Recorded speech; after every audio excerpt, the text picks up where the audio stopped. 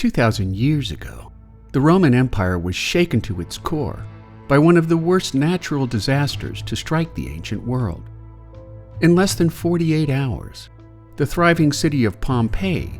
along with some 5,000 of her residents, were wiped from the face of the earth when Mount Vesuvius erupted after 1,500 years of dormancy. Today, amid the crumbling walls and faded paintings of Pompeii, archaeologists have unearthed tantalizing clues about the city's final moments before disaster buried this once thriving city. When Mount Vesuvius erupted in 79 AD, many of Pompeii's residents remained ignorant about their coming demise, as some 13 to 20 feet of volcanic ash and pumice buried them alive, suffocating thousands as they huddled in fetal postures against the onslaught of raining ash. While the loss of life was tragic and widespread, the now excavated city offers a unique snapshot into ancient Roman life, frozen in time when the city was literally buried alive. After extensive excavation, archaeologists have unearthed what was clearly a wealthy city, which enjoyed many fine public buildings and luxurious private homes, replete with lavish decorations, furnishings, and works of art. While much of the art disappeared during early tomb raider excavations, archaeologists have made plaster casts of Pompeii's many victims, preserving their dying postures while revealing the cataclysmic conditions that struck them down during their final moments on Earth. Numerous graffiti carvings provide a wealth of examples of the largely lost vulgar Latin spoken colloquially at the time, contrasting with the formal language of the classical writers. During the 2-day eruption of Mount Vesuvius, the first 18 hours saw a steady onslaught of pumice rain, which allowed most of the city's residents to escape the coming disaster. For those who decided to stay, however, volcanic ash and pyroclastic flows incinerated or suffocated the remaining population, entombing many of them with their finest jewelry and cherished possessions scattered on or about their bodies. By evening of the second day, the eruption was over, leaving behind a sun-choked haze that would float over southern Italy for days.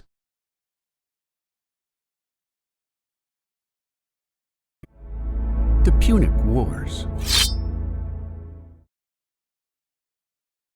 After Rome decided to involve itself in a dispute on the Carthaginian province of Sicily,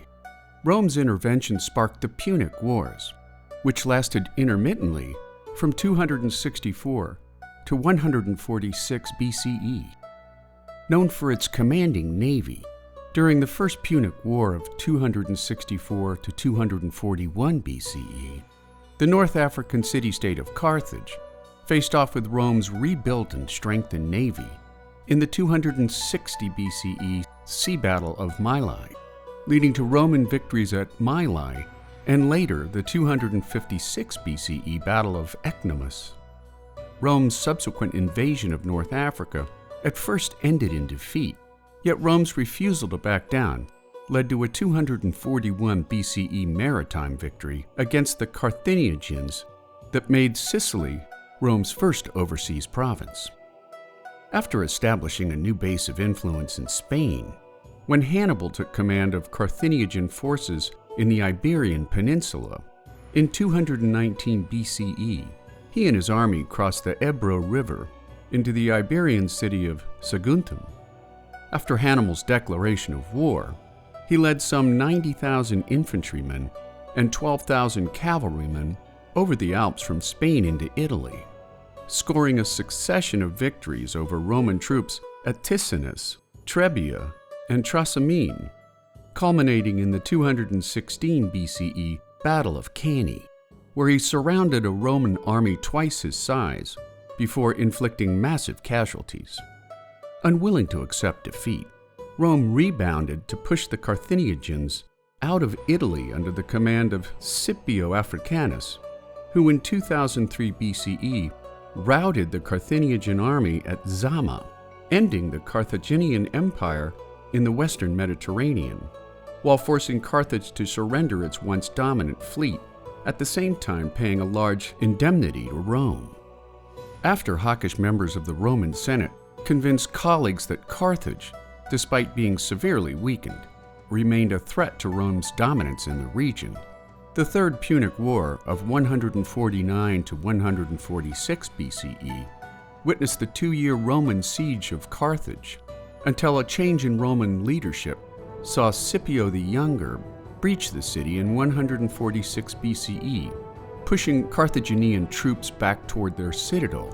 while destroying most of the 700-year-old city in a 7-day rampage of harrowing bloodshed and rampant destruction. Rome's victory over Carthage further expanded her territory from the Atlantic coast of Spain to the border between Greece and Asia Minor, making the Punic Wars an important empire-building century for a land-hungry and seemingly uncontainable Roman Empire.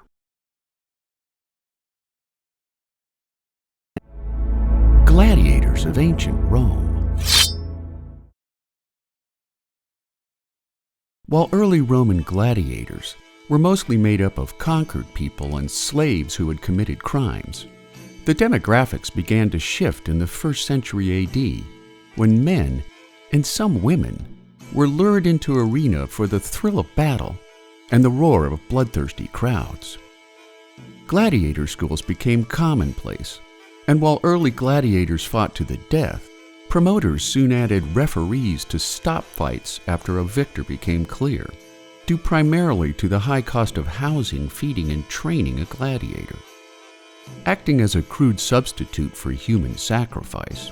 gladiators got their start when aristocratic Roman families held funeral bouts between slaves or condemned prisoners at grave sites, under the peculiar belief that the spilled blood of others helps sanctify the dead person's soul. Julius Caesar amplified the concept of funeral games by way of honoring the passing of his father and daughter, when he staged a mass bout of hundreds of gladiators at one time, which soon curried favor with the masses, turning the blood sport of gladiators into a no-holds-barred precursor to the MMA fighters of today. By the time the Colosseum opened in 80 AD, fighters were classified based on their record, skill level, and experience, further stratified by a wide range of fighting styles and defined sets of weaponry, including sword and shield contests, battles on horseback, and chariot riders yielding 2 swords at once. 9,000 animals were slain during the 100-day celebration marking the opening of the Colosseum, while Christians and convicted criminals were routinely pitted against intentionally starved dogs, lions, and bears as part of a day's gladiatorial entertainment. Dismissed as brutes by Roman historians, gladiators became the rock stars of their day to the lower classes. Portraits of famous gladiators graced the walls of public places, while children played with gladiator action figures made of clay. Many women were drawn to gladiators, where one Pompeian description describes one fighter who catches the girls at night in his net, and another who was the delight of all the girls. Women wore jewelry dipped in gladiator blood and sweat as a form of aphrodisiac, making the gladiators of ancient Rome a brutal antecedent to the contact sports of today.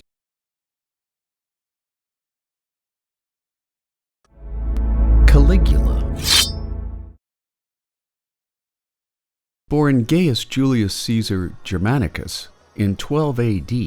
Caligula spent his early years growing up at his father's military post near the Rhine, where he gained the nickname Caligula or Little Boot, in reference to his miniature military uniform that matched his high-ranking father's.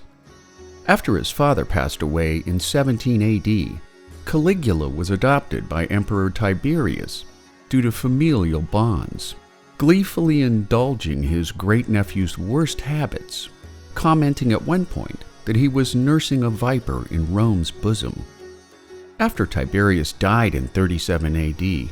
Caligula's Praetorian ally Marco arranged for Caligula to be crowned emperor, only to be put to death a year later by Caligula's own commandment. Not quite 25, At first, Caligula was welcomed in Rome for his political reforms and public building projects. But in October of 37 AD, a serious illness unhinged his mind, setting off a myriad of strange actions and behaviors, such as the requisition of hundreds of Roman merchant ships who built a 2-mile floating bridge across the Bay of Bauli so that Caligula could spend 2 days riding his beloved horse Incitatus back and forth over the waterway. In 39 and 40 AD, Caligula led military campaigns to the Rhine and the English Channel, but instead of engaging enemy forces in battle, he commanded his troops to plunder the sea by filling their helmets with seashells. Caligula also proved quite ruthless with his subjects, reminding them that I have the right to do anything to anybody. He took great pleasure in tormenting senators by making them run for miles in front of his chariot, while his less than subtle affairs with the wives of his allies led to deeply felt resentments. Caligula literally wallowed in luxury, rolling around in piles of money or drinking precious pearls dissolved in vinegar, not to mention cross-dressing in women's clothing while making terrifying facial expressions in front of a mirror. Romans finally had enough of Caligula when his excesses repeatedly drained the Roman treasury faster than taxes could replenish funding, leading to a conspiracy between the Senate, the Equestrian Order, and the Praetorian Guard. Along with his wife and daughter, Caligula was stabbed to death in January of 41 AD, leading his biographer Cassius Dio to note that Caligula learned by actual experience that he was not a god.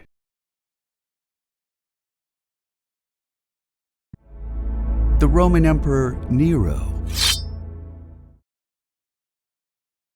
Rising to power at age 17,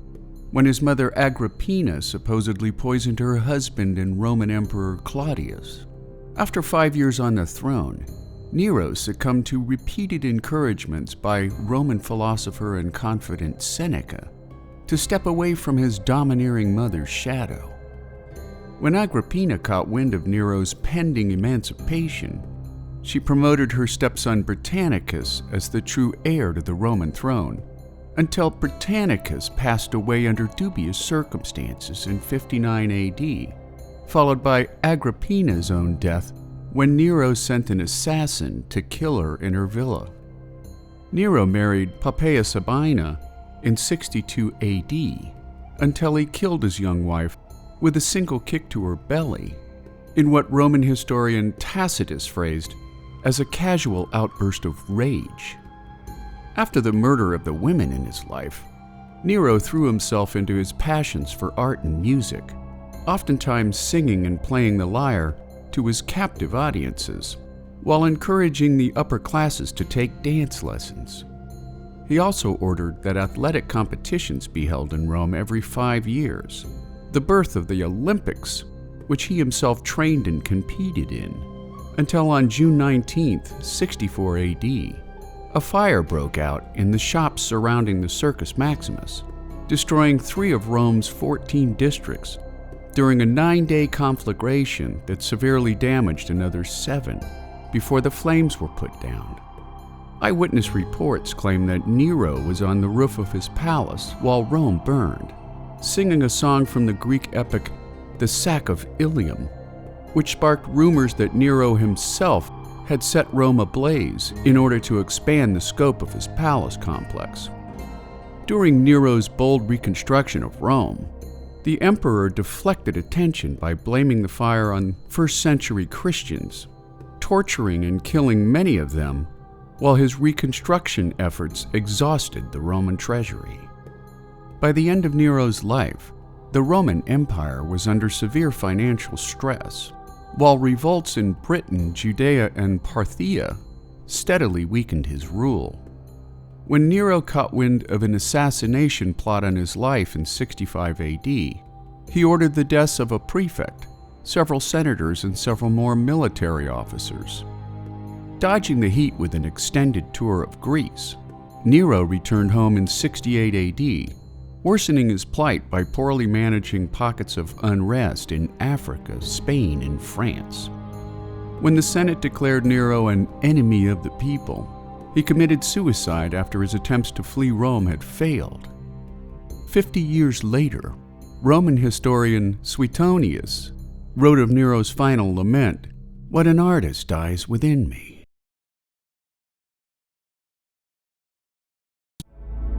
The Roman Colosseum. After the decadent Roman Emperor Nero committed suicide in 68 AD, his misrule and financial drain on the Roman treasury spawned a series of civil wars that saw no fewer than 4 emperors take the throne in the decade to follow. The fourth was Vespasian, who tore down Nero's Golden Palace to build a new amphitheater for the Roman people.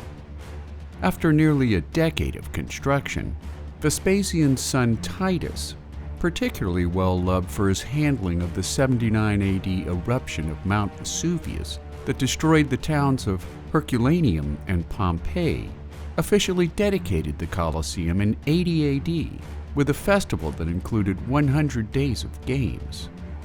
Clocking in at 620 feet in length by 513 feet in width, the Colosseum held the record as the largest amphitheater in the Roman Empire. And unlike many earlier examples which were partially dug into hillsides, the Colosseum was the first freestanding structure built entirely from stone and concrete, replete with 80 arched entryways supported by semicircular columns stacked 3 stories high. The lower columns were made in the simple Doric order or style, topped by Ionic columns on the second level and ornate Corinthian order columns on the third. Most likely seated in accordance with social ranking, the Colosseum could house 50,000 spectators, who packed the stadium to watch gladiatorial combats of mostly slaves, condemned criminals, Christians, or prisoners of war. Wild animal fights were another popular form of entertainment, along with mock naval engagements, which took place after the arena floor was filled with water at great expense. The Colosseum remained in active use for the next 4 centuries, despite repeated damage caused by lightning and earthquakes, until the fall of the Western Roman Empire diminished appetites for gladiatorial sports by the 6th century AD, at which point it was abandoned entirely and used as a quarry for the construction of other buildings in Rome, including the St. Peter and St. John's Lateran cathedrals, defensive fortifications along the Tiber River, and the Piazza Venezia. Despite some conservation efforts by 18th century popes, by the 20th century, weather, natural disasters, and vandalism had destroyed nearly 2/3 of the original Colosseum, until restoration began in the 1990s, making the Colosseum a curse for ancient Christians and one of the most beloved tourist attractions in modern Rome.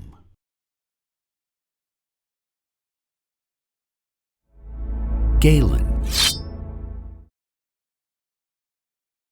Born into a wealthy, educated family at Pergamum in present-day Turkey in 129 AD,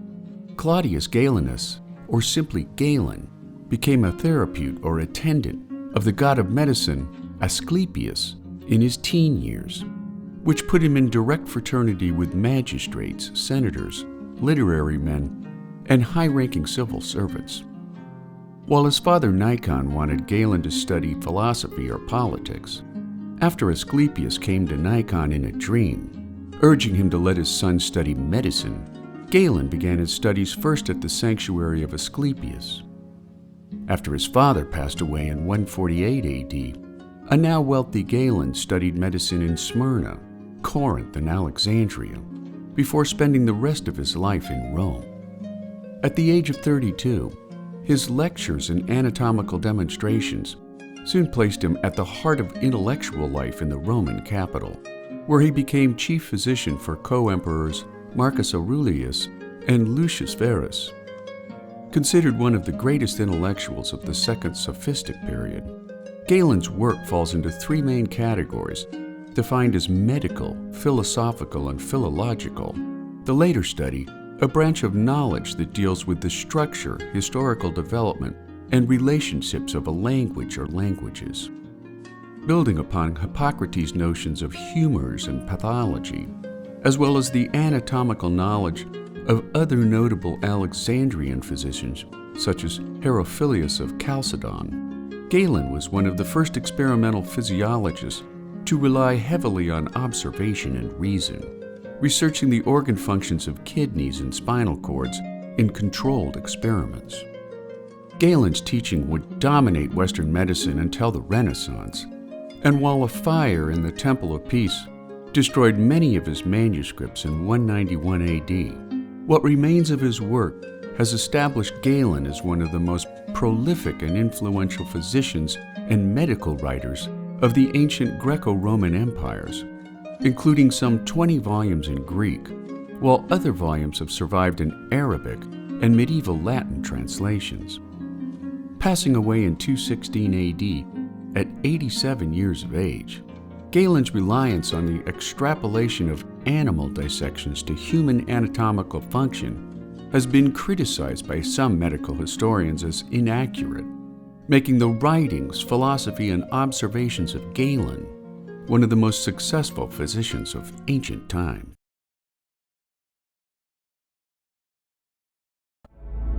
Constantinople. Founded by ancient Greek ruler Byzantium in 657 BCE, Constantinople flourished for centuries due to its geographic location between Europe and Asia. Ruled over the years by Romans, Persians, Athenians, Spartans, and Macedonians, in 324 AD, Roman Emperor Constantine I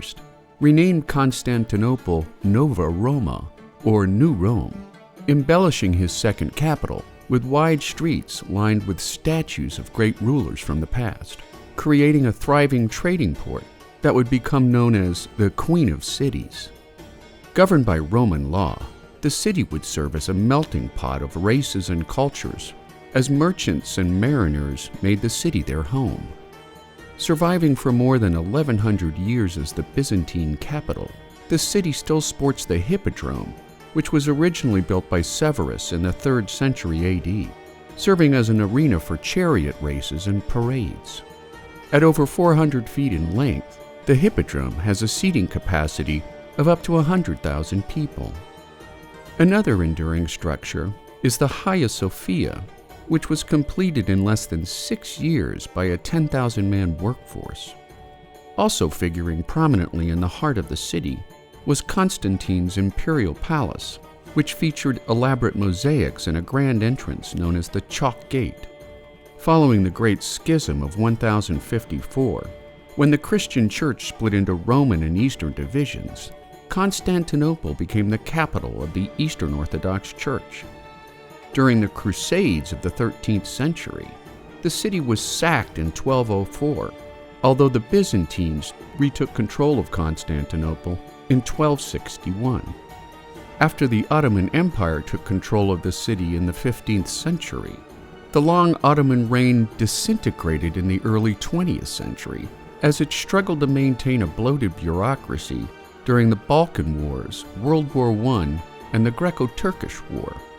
In 1923, following the Treaty of Lausanne, the Republic of Turkey was formally established, and by 1930, the city of Constantinople was renamed Istanbul,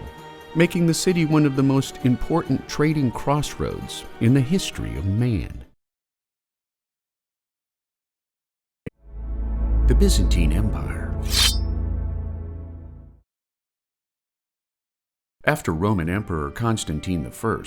chose Byzantium as the site of his Eastern Roman Empire, or New Roma as he called it, once Constantine had made his decree in 330 AD, the city of Constantinople became the heart of the Byzantine Empire,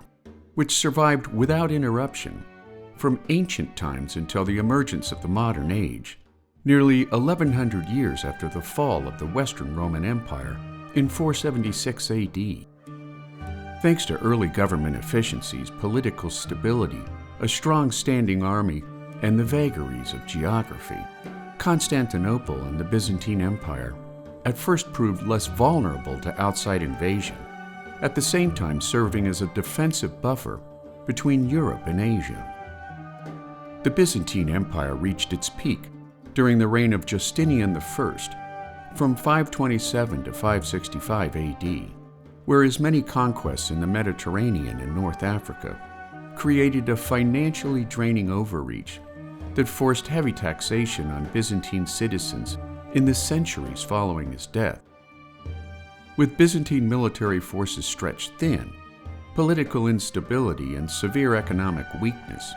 exposed the region to invasions from the Slavs and the Persian Empire by the 7th and 8th centuries. And after the Prophet Muhammad refined the beliefs and practices of Islam in 622 Mecca, by the end of the century, Muslim armies had taken Syria, the Holy Land, Egypt, and North Africa. Conditions further eroded during the Crusades of 1095 to 1291, creating centuries of lingering animosities between Muslims and Christians. The fall of the Byzantine Empire began in 1369, when Emperor John V sought financial aid in the West under growing pressure from Turkish invaders, instead finding himself arrested in Venice as an insolvent debtor, which in turn forced Byzantium to become a vassal state of the Turks, replete with tributes in both money and soldiers paid to the Turkish Sultanate. The Byzantine Empire ended with the fall of Constantinople, when Ottoman Emperor Mehmed II stormed the city on May 29, 1453, ushering in the long reign of the Ottomans. Despite its downfall, Byzantium left behind a vast heritage of art, literature, architecture, and theology that greatly impacted the intellectual traditions of the Renaissance to come, making the Byzantine Empire an important stepping stone into the modern age of man.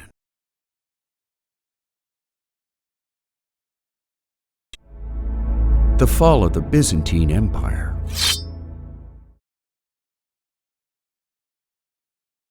After Roman Emperor Constantine I chose Byzantium as the site of his Eastern Roman Empire, or New Roma as he called it, once Constantine had made his decree in 330 AD, the city of Constantinople became the heart of the Byzantine Empire, which survived without interruption from ancient times until the emergence of the modern age, nearly 1100 years after the fall of the Western Roman Empire in 476 AD. Thanks to early government efficiencies, political stability, a strong standing army, and the vagaries of geography, Constantinople and the Byzantine Empire at first proved less vulnerable to outside invasion, at the same time serving as a defensive buffer between Europe and Asia. The Byzantine Empire reached its peak during the reign of Justinian I from 527 to 565 AD, whereas many conquests in the Mediterranean and North Africa created a financially draining overreach that forced heavy taxation on Byzantine citizens in the centuries following his death. With Byzantine military forces stretched thin, political instability and severe economic weakness exposed the region to invasions from the Slavs and the Persian Empire by the 7th and 8th centuries. And after the Prophet Muhammad refined the beliefs and practices of Islam in 622 Mecca, by the end of the century, Muslim armies had taken Syria, the Holy Land, Egypt, and North Africa. Conditions further eroded during the Crusades of 1095 to 1291, creating centuries of lingering animosities between Muslims and Christians. But the true fall of the Byzantine Empire began in 1369, when Emperor John V sought financial aid in the West under growing pressure from Turkish invaders, instead finding himself arrested in Venice as an insolvent debtor, which in turn forced Byzantium to become a vassal state to the Turks, replete with tributes in both money and soldiers paid to the Turkish Sultanate. The Byzantine Empire finally ended with the fall of Constantinople, when Ottoman Emperor Mehmed II stormed the city on May 29, 1453, ushering in the long reign of the Ottomans, at the same time leaving behind a vast catalog of Byzantine art, literature, architecture, and theology that still resonates to this day.